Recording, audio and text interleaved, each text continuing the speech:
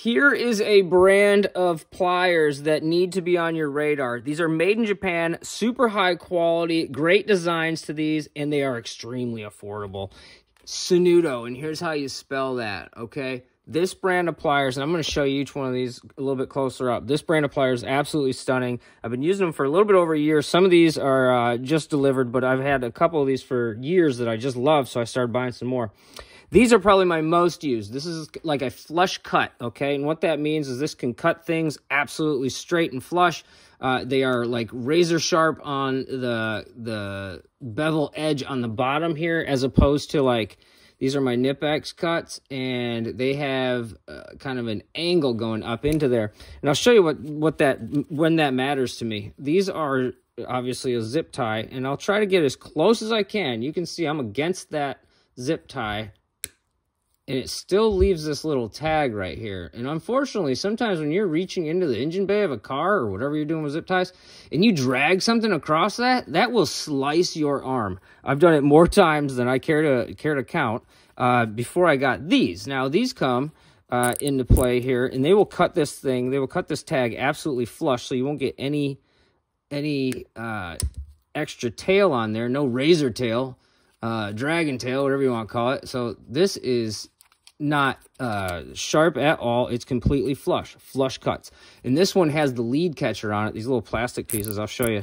So what they do is they will hold this lead or the tag at the end, so they hold them right there so they don't go flying out, because if you don't have that lead catcher, these little pieces will go flying everywhere, and sometimes you don't know where that ends up, and that's a problem.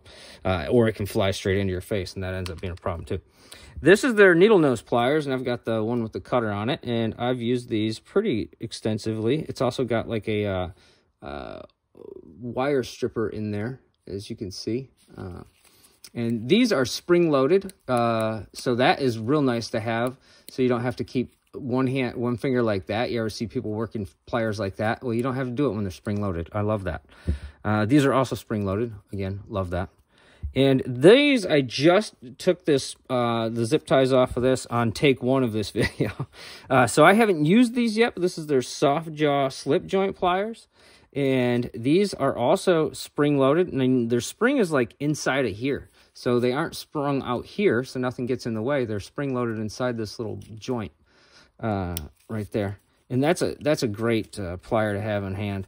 I don't like traditional slip joints very much, but I thought maybe it'd be a great idea to have some soft jaws around so you don't destroy the fasteners or the pipes or whatever the parts that you're touching. I work on classic cars a lot, and sometimes you got to hold on to something. You don't want to do it with a metal jaw anything, because that is going to leave an imprint or ruin the finish or whatever you're working on, the plastic, the paint, anything. When you touch metals, certain things, it will just straight up scratch it no matter what. So that's where these come into play. And that's kind of the same concept here. This is their water pump plier, kind of similar to, I'll show you, similar to, it would take the place of these junky things that I am trying to get rid of. I should probably throw those in the recycler or weld them into something different. These are also spring-loaded, okay? So that's really nice to be able to have that assistance when you're working on something one-handed. And what's really cool about these is they've got, and I'll show you up here, might be a little easier to, no, it's going to be easier to show you here. They've got this like triple bump design on the inside, this triple bump jaw. I don't know what else to call it, but that can hold a pipe right here. You can hold a pipe right here, or you can hold a pipe to the whole thing, or the nut or bolt head is supposed to fit in between those. You can kind of see the nut pattern.